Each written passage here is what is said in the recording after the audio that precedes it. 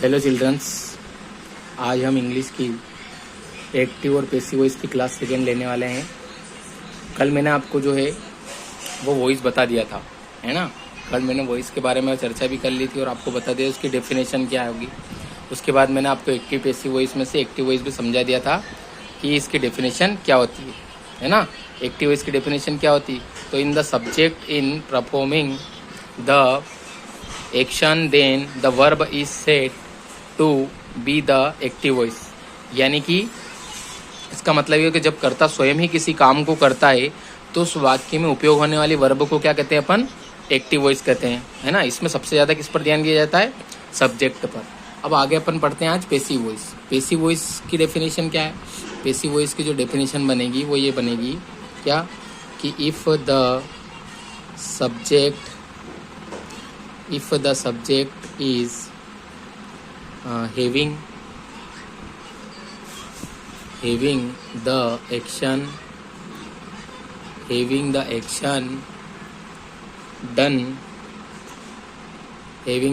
done to it, the verb is said to be in passive voice. ठीक है, देखो इसका मतलब क्या होता है, in the subject is having to the actions done do it the verb is said to the in the passive voice. यानी कि जब हम किसी और के द्वारा किए गए काम को दर्शाते हैं, है ना, जहाँ पर सब्जेक्ट क्या है, किसी और के किए गए काम को दर्शाता है, तब ऐसे वाक्य में पैसिव वॉइस होते हैं। और इसमें देखो एक्टिव वॉइस में सबसे पहले किस पे ध्यान दिया जाता है, सब्जेक्ट पर। लेकिन इसमें किस पे ध्यान दिया जाएगा, इसमें ज़्यादा ध्यान दिया जाएगा, इसमें ऑब्जेक्ट पर। किस पर, इसमें ऑब्जेक्ट पर ज़्यादा ध्यान दिया जाता है। ठीक है, एक्टिव वॉइस में जो सब्जेक्ट रहता है उसके ऊपर देते हैं और पैसिव वॉइस में जो ऑब्जेक्ट रहता है उसके ऊपर ज़्यादा ध्यान दिया जाता है। ठीक है, देखो एक्टिव वॉइस में क्या करता है, एक्टिव वॉइस में कर्ता स्वयं काम करता है, लेकिन पैसिव वॉइस में क्या करता है, ऑब्जेक्ट काम करता है। क्या करता है, ऑब्जेक्ट काम। देखो इसका सूत्र क्या बनेगा, यानी कि ऑब्जेक्ट सबसे पहले आ जाएगा, प्लस फिर क्या आ जाएगा, हेल्पिंग वर्ब आ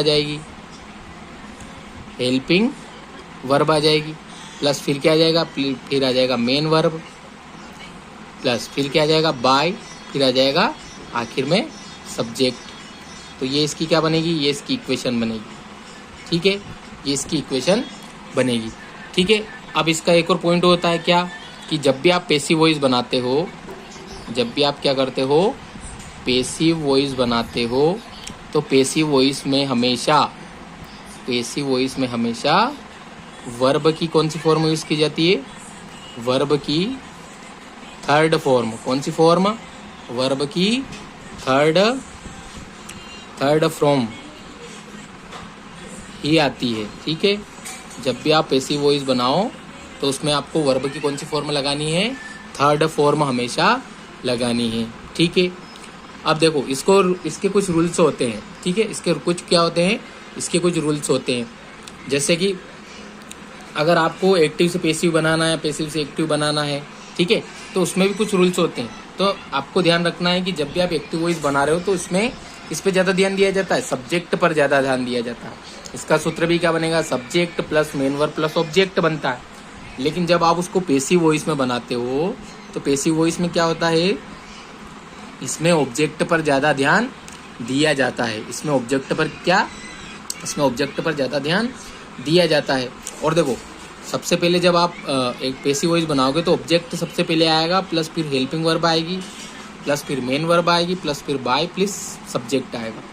पैसिव वॉइस में हमेशा वर्ब की कौन सी फॉर्म आती है, वर्ब की थर्ड फॉर्म का यूज़ किया जाता है। ये बात आप याद रखना, जब भी आप पैसिव वॉइस बनाओ तो हमेशा ही वर्ब की कौन सी फॉर्म यूज़ होती है, वर्ब की थर्ड फॉर्म यूज़ होती है। वर्ब की कौन सी फॉर्म यूज़ होती है, वर्ब की थर्ड फॉर्म यूज़ होती है।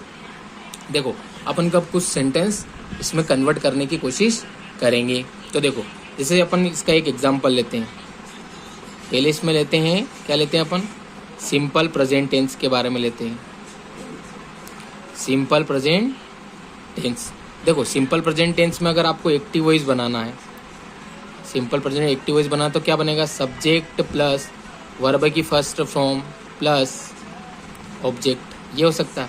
लेकिन अगर इसको पैसिव वॉइस में बना रहे अपन तो पैसिव वॉइस में क्या ऑब्जेक्ट पहले आएगा, object plus is, am, are plus verb की third form plus by plus subject, ये सूत्र बनता है। एक्टिव वॉइस मतलब सब्जेक्ट प्लस वर्ब की फर्स्ट फॉर्म लगेगी प्लस ऑब्जेक्ट। लेकिन जब इसको सिंपल प्रेजेंट टेंस में अपन चेंज कर रहे हैं, पैसिव बना रहे हैं, तो ऑब्जेक्ट पहले आएगा प्लस उसके साथ सूत्र यहाँ पे चेंज हो जाएगी, इसकी हेल्पिंग वर्ब क्या हो जाएगी, चेंज हो जाएगी। इसमें हेल्पिंग वर्ब क्या लगेगी, is, am, are plus verb की third form plus by plus subject लगेगा। जब भी आप क्या बनाते हैं, सिंपल टेंस में पॉजिटिव बनाते हो, ठीक है। जैसे कि इसका एक अपन एग्जाम्पल यहाँ पर लेते हैं, इसका एक एग्जाम्पल अपन लेंगे यहाँ से। तो एग्जाम्पल इसमें लेंगे अपन, देखो एग्जाम्पल में क्या आएगा इसका, उसमें देखते हैं अपन एग्जाम्पल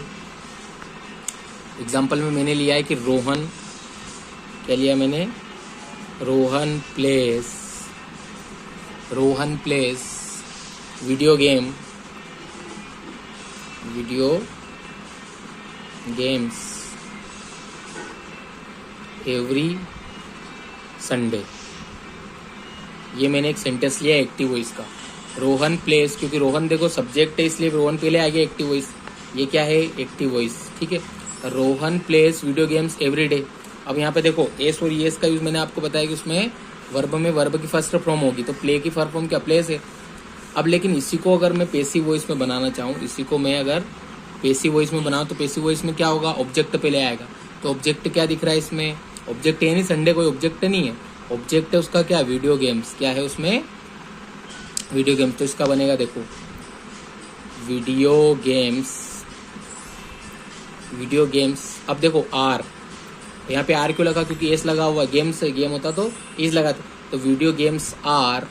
अब यहाँ पे वर्ब की कौन सी फॉर्म लगेगी, थर्ड, तो प्ले की थर्ड फॉर्म क्या है, प्लेट। फिर बाय है तो बाय, सब्जेक्ट क्या है, रोहन, तो ये रोहन लिखा अपन ने। फिर क्या बचा है, एवरी संडे, EVERSUNDAY, ये बन गया। अब ये जो अपन ने एग्जाम्पल लिया है, ये किसके बारे में लिया है अपन ने, ये सिर्फ किसके, अफर्मेटिव सेंटेंस। इसमें नेगेटिव के लिए अलग आएगा, इंट्रोगेटिव के लिए अलग आएगा, और फिर मैं सिंपल पास्ट टेंस के बारे में भी आपको बताऊंगा। इसमें जब ये अपना जो ये है, इसमें हर चीज़ के लिए अलग अलग होगा, 3 टेंस के लिए अलग अलग यूज़ होगा, और बाकी के जो 3 टेंस हैं उनके लिए अलग अलग यूज़ होगा।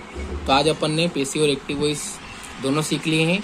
कल अपन क्या करेंगे, कल अपन इसके एग्जाम्पल से और ज़्यादा सीखेंगे कि भाई नेगेटिव में कैसे बनेगा, अफर्मेटिव में कैसे बनेगा, इंट्रोगेटिव में कैसे बनेगा। आज मैं आपको 2 एग्जाम्पल लेके यहाँ पर समझा दिया है, ठीक है। तो अगर आपको वीडियो अच्छा लगा हो तो चैनल को लाइक एंड सब्सक्राइब जरूर करें।